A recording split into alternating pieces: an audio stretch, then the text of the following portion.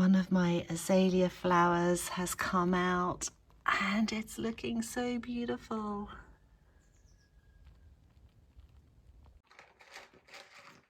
This is the update on the cat family. The kittens are growing. They seem healthier a lot healthier really than when they first turned up here, which is nice to see.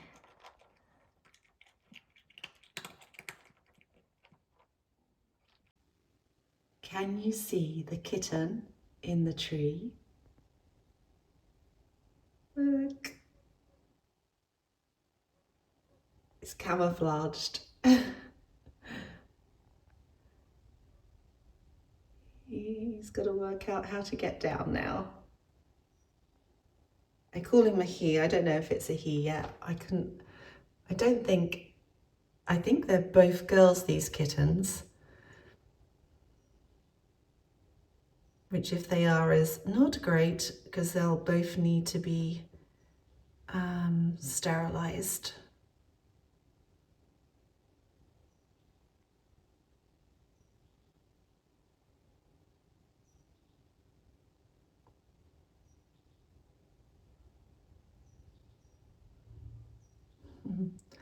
It's only a small tree, but I mean, he's only a small kitten.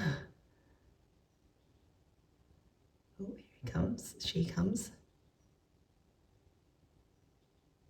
Oop. Made it. I wanted to show you how the green olives are doing. And as you can see, there is a change of colour to more of what you are used to seeing when you buy them in a jar. And the very green ones are the newer ones that I put in here. So I think the oldest ones have been in here probably for 3 weeks now. And yeah, so I'm going to wait another 2 weeks. I think another 2 weeks of changing the water every single day. And then I will go on to putting them in the brine. And once I do that, they only need to be changed once a week. Welcome back to my stone house renovation here in Monsanto in Portugal. And yes, I am back in the old kitchen today. And before I can paint this beautifully plastered wall, I need to wash the stones one last time on this wall so that when I do this job, I do not get dirt on a freshly painted wall.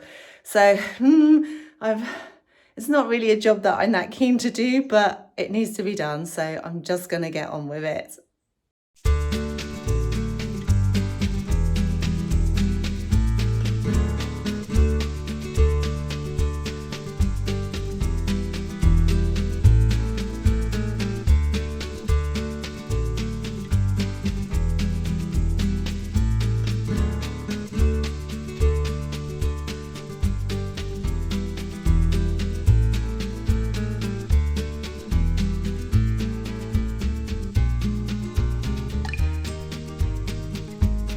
Just look at the colour of that water, and I've only done about, I don't know, 10 stones maybe. I'm washing the stones with a sponge this time so that I can just penetrate a little bit more into the face of the stone and just get all that dust and dirt off the faces of the stones to bring out the sparkle more in them.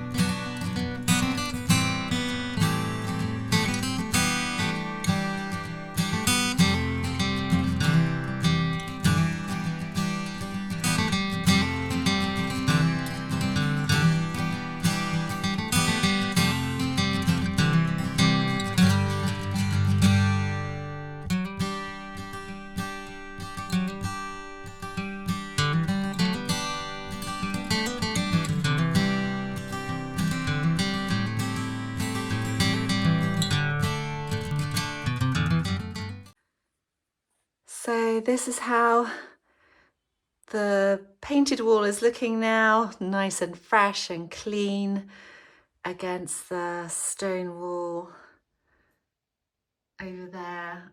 And I will be putting colour on this wall, but it's not been decided what colour actually. So at the moment it's just going to stay white. Back in June of this year, I had my very first visitors to the house, my friends John and Michelle. And while they were here, they did some wonderful drone footage of the area. And we also went to visit a village called Adania Velia, which is a very old Roman village here. And yes, they have just released a video this week on their channel called The Long Free Ride. The link is, well, not the link, but it's here below. And I'll also put the link in my description of this video. So if you would like to see some footage of their time here with me back in June, it's really beautiful, the drone footage. Yes, just go click the link. I am back in the courtyard area today, and I've decided that this little patch here of soil, which is kind of in between the granite stone that's all the way around, I'm not quite sure why, is going to be a nice location here if I make a place for herbs. So I'm just going to dig up this area, see how good the quality of the soil is there, but I want to make a bed from it. So I'm going to put some of my nice big rocks around this area here, and yeah, put some more soil in there and make it into a herb bed.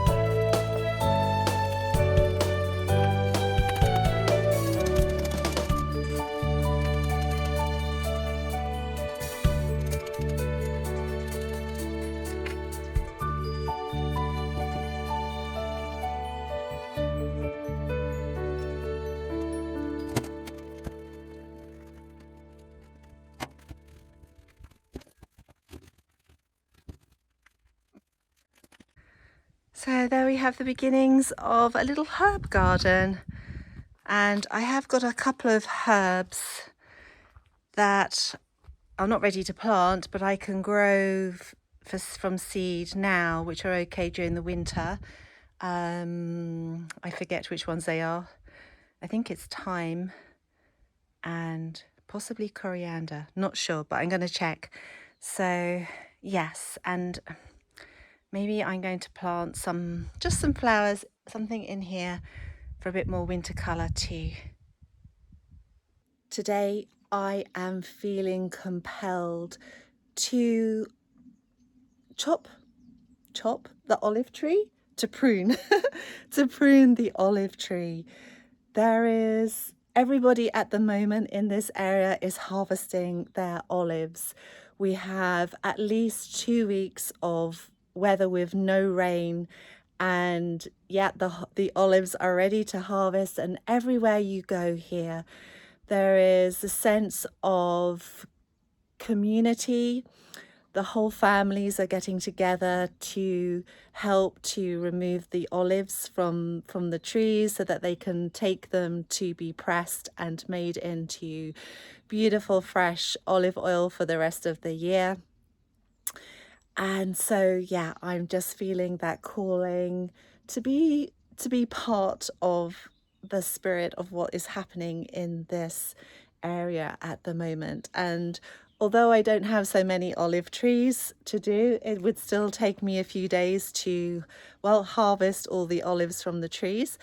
And yeah, I made the decision this year not to do that with a vengeance, and to put that pressure on me to get enough to make the oil. Next year, definitely next year, I'm going to do that. As it happens, or because all my neighbors are doing it, they give me, you know, olive oil anyway, so it's not that I need to do it for that. And I think I would end up with so much more than I actually needed to. But yeah, so I'm just going to get on and prune this tree. This olive tree, last year it produced a lot of olives, but this year I think the way I pruned it, it's produced even more. There's an odd car that goes past here, not many. But there are still a lot of olives on the tree. There are a lot of olives on the ground. Once they go on the ground, they're no good because they start to their fermentation process already. But I don't feel like I'm wasting them, because obviously the nutrients of these olives will all go back into the ground. I just wanted to show you how big these olives are. Look at that. It's so big. What I've noticed though, when you brine them, they actually shrink in size, because now they seem a lot smaller, and I will show you later the level where they were in the plastic bottle I've put them in. They've gone right down.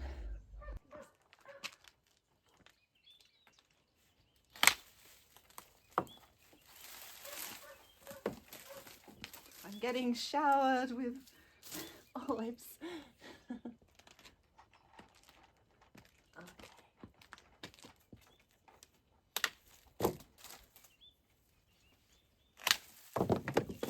Wow. So all these branches here that are overhanging, I have to cut them, because next year olives won't grow on them. Look at them, like it's a shower of, I have a shower of olives. Whoa.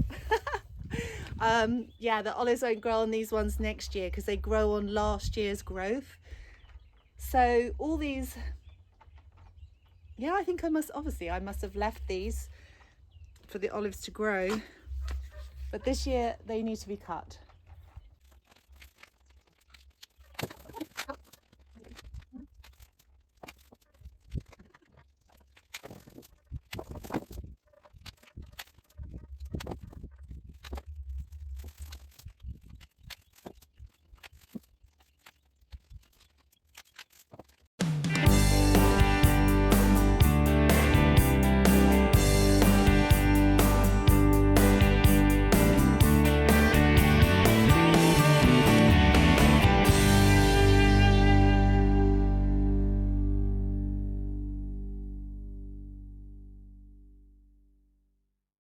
I have chopped all of this that's here, which is quite a lot, and that has just come from this small area here.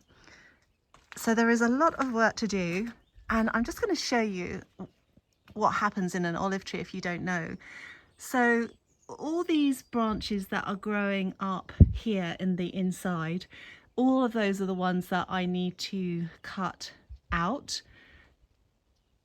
And there's the bigger thick ones that they are quite tall now, so I'm going to have to try and chop them higher up, although those high bits are where the next year's olives will grow, but I don't really want the tree to get so big. It's nice to have the shade here but not so big, so like this one here, this big one here, I need to cut down at the bottom there, probably with a saw, because my clippers aren't going to be able to cut through that. So yeah, it's quite a big job. And last year I did the same thing here. I use like chop and drop principle, so that what will happen is all the nutrients from these branches and the olives are going to go back into the ground over the winter, and then in the springtime I'll just remove all the dead twigs from this area. But I think that made a real difference to this tree last year. It's such a beautiful old olive tree as well. I love it, and I love like how it provides shade in this part of the garden. This little area here outside the French doors, what I'm going to do is, there is this kind of slope of earth here where the rocks are sitting on top. What I want to do is dig that earth away and then have the rocks, so they're kind of forming a barrier between this pathway and the higher piece of ground just here, so that then in this area, just this small area here, I'm going to plant probably some more herbs and some spring flowers. I even thought of having, not sure, my pots of strawberries here, because they like sun and shade. They don't like to be in the sun all the time. So yeah, so it gives me options, but it will be nice just to have like this nice kind of pathway from this pillar here coming along here, and then having a little bit of a garden area here. Not so much because of underneath the olive tree, you know, when you need to harvest the tree and cut it, you don't want to be stomping on everything. So just in this small area here, I think that's going to look nice. Right, I go under my feet. Let's move some of these olives.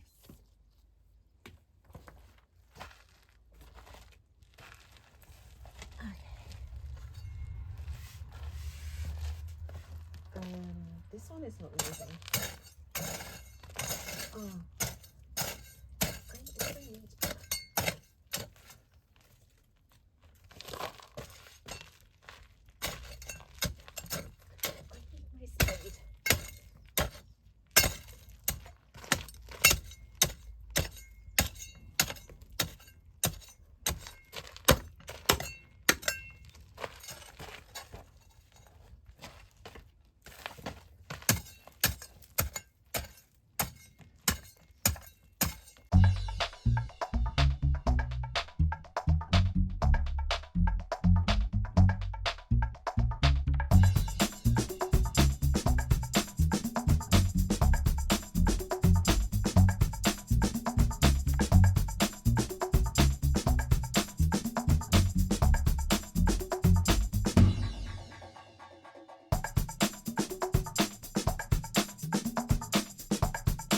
Let me show you what I'm trying to achieve here.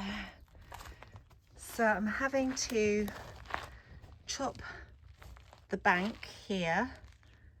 You can see if I run along here, where the bank of soil is, so that I can get these stones in line with the wall here to make like a barrier for this top area here.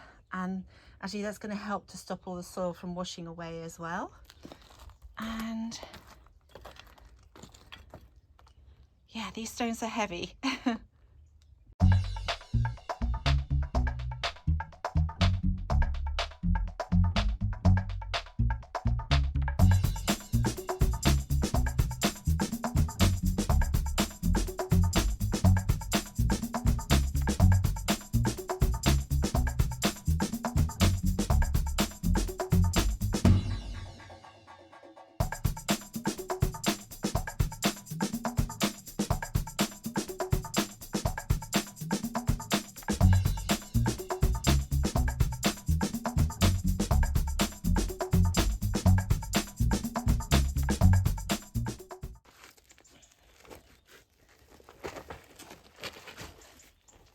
Oh, okay.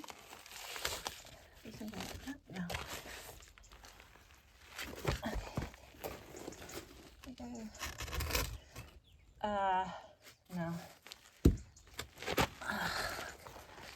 Should like this? No. I think. Oh.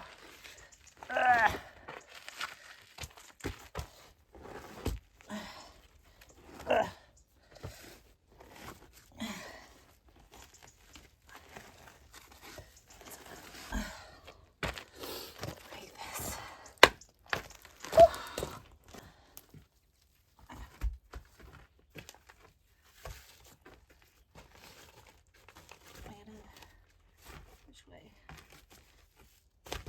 Like that.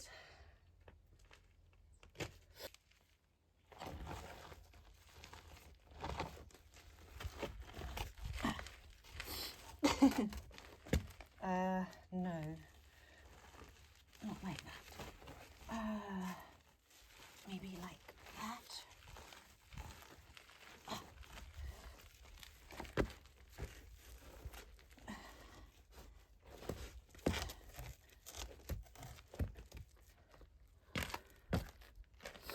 No. Don't like that either.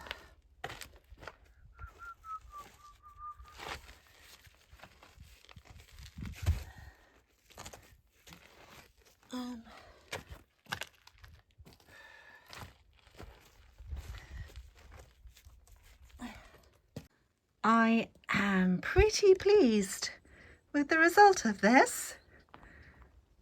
So now I've got a nice bed here that I can grow some thing in. I'm thinking of some more winter colour or some shrubs maybe.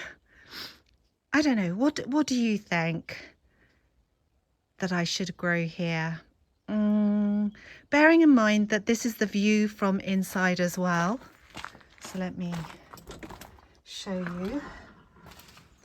So this is the view that I have from inside the house. So I don't really want anything too big. Put some flowers or some colour. Yes. Let me know your thoughts in the comments.